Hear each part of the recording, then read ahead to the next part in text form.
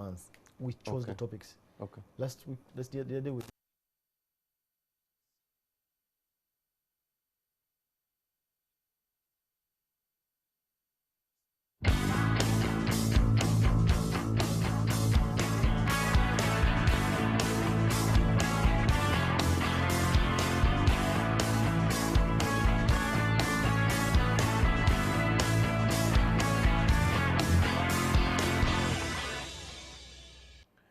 welcome to the link this Wednesday. It's a special time, not for good reasons. The coronavirus is enveloped the world, and wherever you are, especially when you're doing business linked into the international supply chains, you can't ignore this virus. We don't have yet a case as I speak now. But even if we don't, we are feeling it. In business, people are struggling. Companies are threatening to, some are threatening to go under, jobs to be lost. And tonight we're focusing on one issue. Many businesses run on loans, and therefore cash flows help these businesses service their loans. But what's happening now? Cash flows are being affected. In case you are in that problem, what should you do? And my guest tonight is Mr. John Walugembe, who is the Executive Director of the Federation of Small and Medium Enterprise of Uganda. Enterprises, John, that's correct. I need to practice. Correct. John, welcome. Thank you. Let's go to the points directly. If I have a loan with a bank and the corona crisis is affecting my cash flow, which means I'm not able to pay back the bank loan, and the bank might move on me, what should I do in this case? Well, this is a tough situation, and it's tough because of the uncertainty. Yes. Businesses and banks operate on managing risk. Now, in this situation, you don't know, is this situation going to be there for a month, 2 months, 6 months, 1 year? And how, when you go to the bank to say, please help me, you're asking them for what amount of time? So this kind of uncertainty is tricky. More so because it's going to, and this uncertainty affects the ability of the consumer to pay. It's directly affect, because every time you have uncertainty, consumers stick with their money. They don't want to spend. So in that way, and then, the restrictions that will be introduced will mean that people are not moving, people are not spending, and so on. Social isolation, no travel, no this, no that. So all this will have an effect, as you already said, of diminishing cash flow. Now, if you have a loan, my advice would be one, go to the bank. The bank knows, because you're in the same economy. So the bank knows. Be transparent. Go and tell them, look, I'm having this issue. Please help me to restructure the loan. Okay. Because banks have that ability to restructure the loan, both in terms of the payments and in terms of the time frame. So if you think, well, the payments are too much and you can afford to pay based on your cash flows less, explain to them. They can crunch the numbers and tell you, well, pay this much and we'll be good to go. So be transparent and open. Number two, make sure that you, as a business person, you don't undertake any kind of major investment. This is a very bad time. Self-preserve. Exactly. They say cash is king. Whatever money you have, stick onto it. This is very important. And then there are businesses that will struggle really. Some businesses will want to run to loan sharks to service their loans. When you're under pressure. This is terrible. It's a very, very bad idea. You lose your property and your business will go under. Your safest bet is to go to the financial institution, be transparent and open, work with your credit officer to restructure your loan. Okay. Yeah. The bank might give me, they may say, okay, we shall extend, but you might pay premium. Do I allow anyway to get out of the situation? Well, this situation is difficult because of its complexity. You're going to see a lot of pressure being brought to bear on the financial institutions to relax some of these conditions. For instance, in Kenya, they have told them stop charging bank charges. Now, it's an instruction from the central bank. So it means as a business person, you'll benefit from some of this relief that comes in form of policy interventions by government itself. Okay, and we shall get to that point in a moment. Yeah. So what should I not do? You mentioned one thing, don't undertake. Yes, correct. Don't undertake any investment. What if a good deal comes?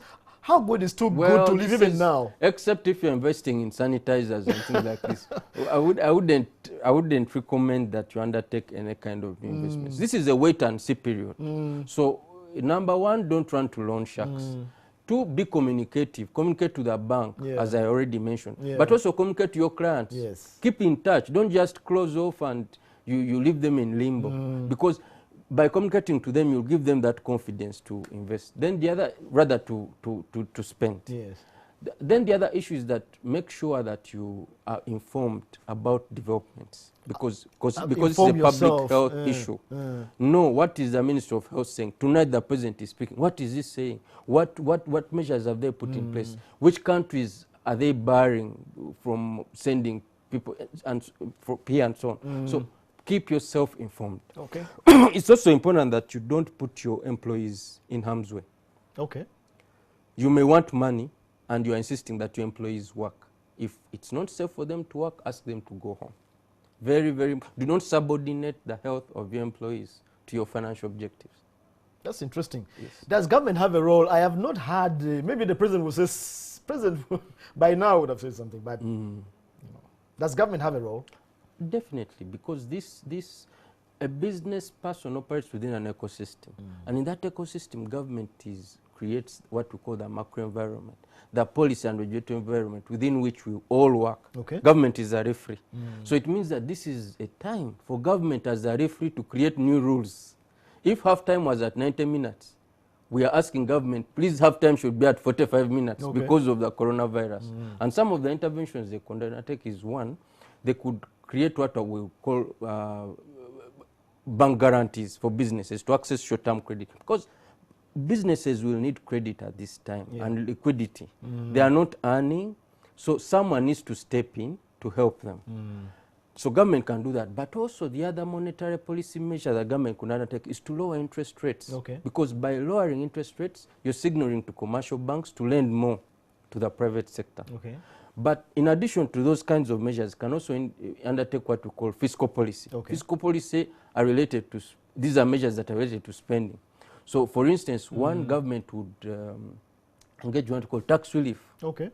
Because someone is not earning money, but then he still has this tax burden. Pay as you earn. Pay as you earn, URA is sending emails, please pay, but employees are at home. So, government can, for instance, lower the VAT rate. Okay. In China, they have lowered VAT from 3% to 1% for SMEs for only 6 months. Okay. So government could undertake such a short-term measure and say, we've cut down VAT, because by lowering the VAT rate, you are incentivizing consumption. You're allowing some money back to me. Thank you. And in that way, I can pay my staff. So money keeps moving in the economy. Yeah, so that's one. Then the other issue is to create what I would call a tax holiday. Not to say don't pay tax, but to say, well, if you have to pay tax in 2 months, maybe you pay it in 6 or 12 months. And have some kind of tax relief where possible. You can forgive some kind of arrears and things like that. But John, our government will say that, the local staff just been here, we have spent money, we don't have money. Does our government have that option? Well, the beauty, businesses is the chicken that lays the golden egg. Okay. So if you allow that chicken to die, you are in trouble. So government needs to take care of business to ensure the operation. Because if you don't have money now, you wait when the businesses collapse. It will be worse. And let's take our last question in 2 minutes, John. Yes. What does Corona reveal about the changing nature of risk? So it means businesses need to have regular risk assessments because risks keep changing. Who knew that coronavirus would be here? No, we knew only wars and fuel prices maybe.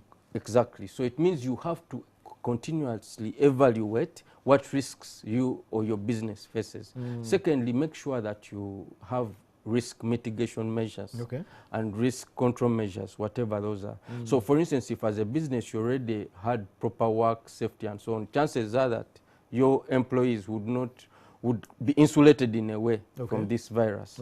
So it's very important that as a business you keep yourself informed of the regulations, you consult professionals, employer associations, employee associations, lawyers. Most business people don't want to pay for professionals. They think it's a waste of money. They prefer to pay for tangible goods. When you come as a lawyer, oh, you have just come for 1 hour and you're charging me 2 million. And please learn to pay for good advice from well-qualified professionals. Okay. It can save you a lot of money. Okay.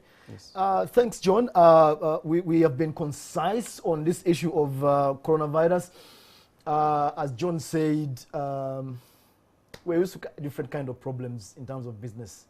We had the financial crisis 2008, and that was financial, but this is health. But health has an effect that even if we don't have a coronavirus here yet, we are being hit in terms of business. The tourism sector and all these people are complaining about a danger of them going under, and they're waiting for government intervention.